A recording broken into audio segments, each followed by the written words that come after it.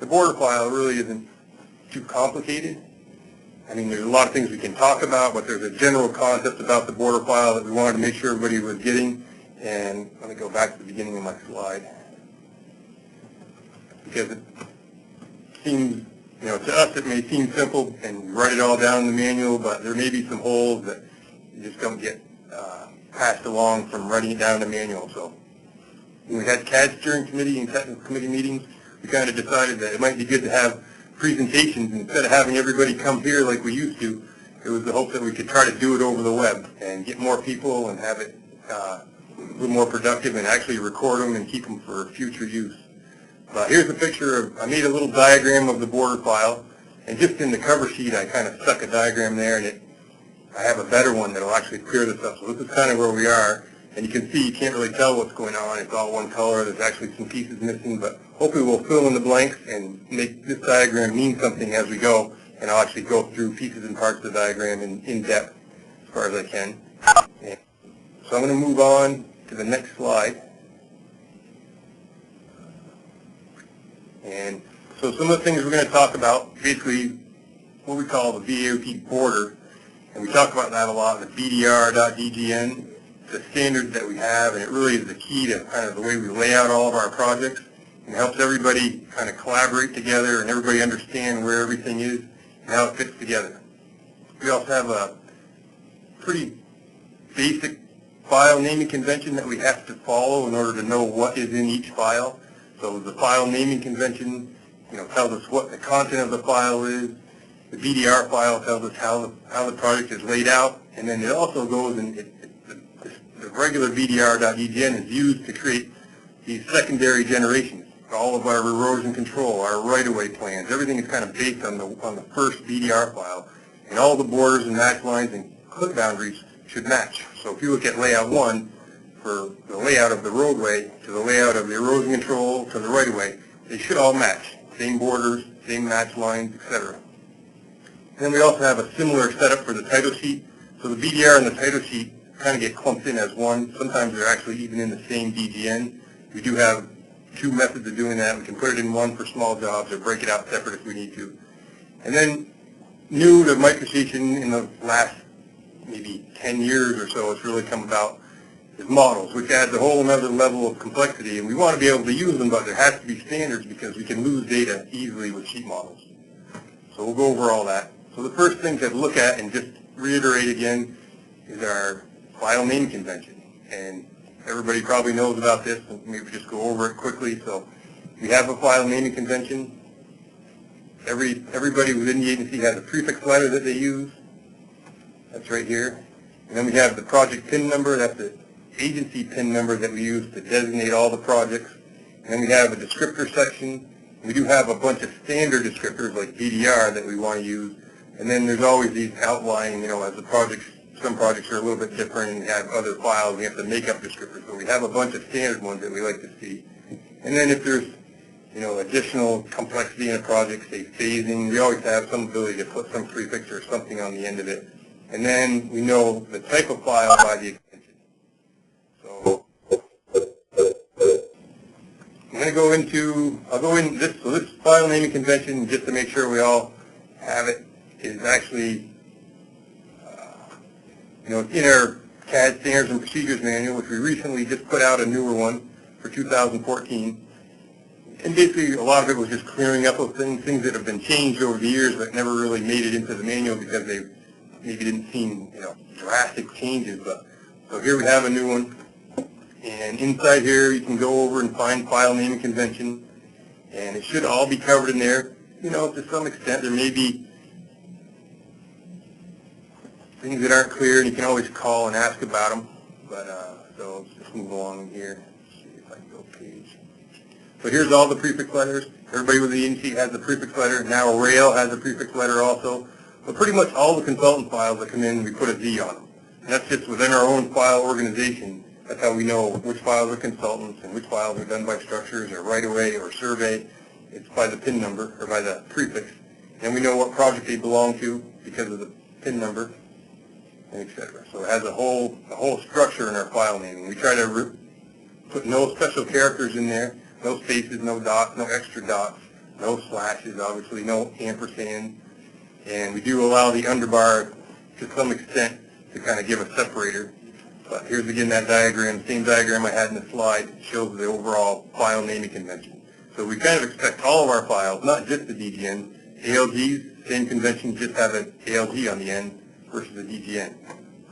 And if you had Excel files, if you had Word documents, if they're pertaining to that project, this is how we kind of want to store them all with a PIN number and that sort of thing. So let's get off the file naming, because that should be, everybody seems to understand that. Just wanted to make sure we covered everything. So let's move along to the next slide. So again, we have some common file names. The SV is a survey drawing. And I guess one thing that was in the manual is the survey drawing sort of had a different meaning between the survey and the top.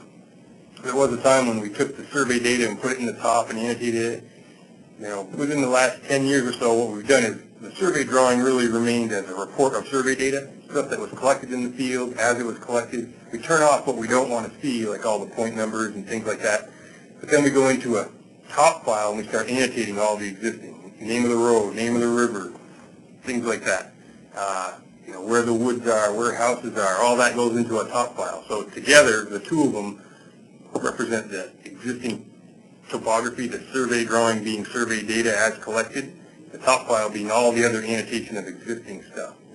And a lot of it, if there was a change to the topo, you could get somebody to go into the survey file and change it, or if it's just a simple change, sometimes we'll just note it in the top file as, this tree no longer exists, or something like that. And that's more of in-house because we don't necessarily all have access to the survey drawing, so we can annotate it in the top file because that belongs to the design section. So back to the border file, the reason I'm going over this is we have all these DGNs that contain certain data, and we separate them out in these little bins, survey data being the SV, top file being existing annotation, existing ground, topographic annotation, NU being new or proposed roadway layout features, roadway geometry, edge of pavement, guardrail, things like that. Erosion control, all the erosion control measures should be in an E-road drawing. Now there should be a complicated job with a bunch of phasing where we would need more than one erosion control over several years, for instance. So generally on a normal job, we can put all the erosion control measures in one E-road drawing. And then all the utilities, if it's a small job, just one water line, we might show the water line in NU1. But if it gets it all complicated, we break it out and do a utility drawing. Then we take all this topographic data, and there could be others, ditching, whatever different types of annotation you have, or different topographic type of data, and we clump it all together and we organize it in our border file. So that's what leads us to, we're going to talk about as much as we can about the border file.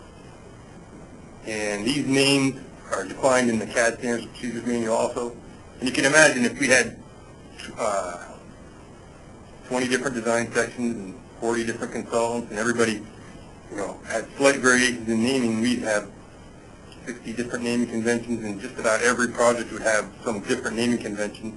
And so basically, who cares, and we should, because otherwise we have tons of data with no systematic way of knowing what data is in what file, making the long and short-term usage of the data difficult, if not impossible. And difficult being the thing we're trying to get away from, make it as easy as possible for collaboration during the project with right-of-way and other people who need it, and down the road in construction when they want to look in our files. So, moving along into project collaboration, that's what I was just talking about. File organization. So structures is basically come down with the internal file organization, and I think I can click on that and take a quick look at it. So inside the structures plan generation manual, you can go in and we have a section there that basically defines the structure. So in this case, just to quickly go over that, all of our files that are part of the contract plan, every DGN that creates the contract plans is right there in this first structures folder. And then you have other folders for other data, such as inroads or correspondence and stuff that happens during construction. And then everything else, we got the working drawings, just kind of the catch-all. A lot of the permitting stuff goes in there, things like that. And if I go back to the PowerPoint,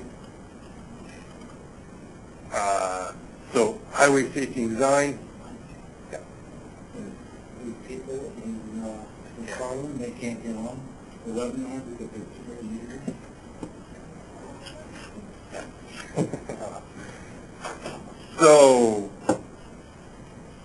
So highway and safety and design has very similar folder structure defined. It's more of an internal thing. The consultant files are all stored similar for structures and roadway and everything like that, but I just wanted to make sure so that part of this is we want to have an organized structure because we're collecting a lot of data and it's all public data, and actually if somebody wanted it, we want to be able to have a way to at least rely on the fact that it is organized to some extent. We don't have just a bunch of data that we have no control over. So back to the organization, there's a bunch of level of usage. So level of usage and separation, that's also important. I'm not going to get into that too much at this time, but there's always going to be that during collaboration, things on the wrong level, not enough separation, too much separation. We need a happy balance. The proper data in the proper file, we will talk about that. That's kind of key to the border file. And then files, so again, models. MicroStation has the ability to have models, but how do we use models? We can use them, but we have to be kind of standardized because now they've added another level of separation.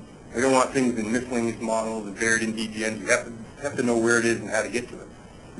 So agencies do not follow basic standard practices. What happens? Well, we've seen this. It becomes a collaboration nightmare. Lots of back and forth emails and phone calls, and there's some frustration from some people. And and I've heard this, we can go into anybody's design files and eventually deconstruct how it was put together and figure it out and do something with it, making copies of them, moving stuff around. But now we have multiple copies. We have what one section did to get their plans, another section did to get their plans. And that all leads to problems, missing things, or there can definitely be problems. So we don't want to do that. And so back to this, we shouldn't need to reverse construct them. We shouldn't need to figure out how each one is assembled. We just come up with a basic structure. And we've come up with this, and it's pretty, I like to say, and everybody can disagree or agree, but it's pretty bulletproof. We've been using it in the agency for years and years and years, and it's pretty solid, and it seems to work for us. And our problem, I guess, in the past was not getting it out there as clear as we possibly could to make sure this is what we really want and need, especially when we get more and more projects going at a faster and faster rate. Anytime we have collaboration issues, it slows it down. So back to that diagram. So I have a diagram that kind of explains everything. So here's all the data files. I'm going to actually open this DGN up.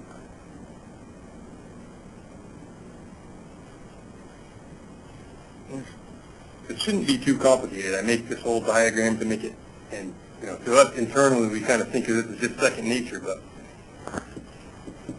realizing that every agency or every different DOT and consultants are doing it different ways all over, it's not as clear to everybody else how one agency might want it versus another. So I'm going to open up the DGN.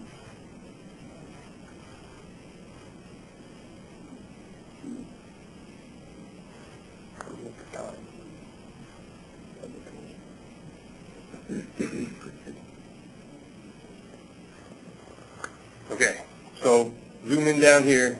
These are all the data types I talked about. So we've got a survey drawing, existing ground annotation, and obviously this project could probably use a little more existing ground annotation, but let's not get into that. NU1, new and proposed features.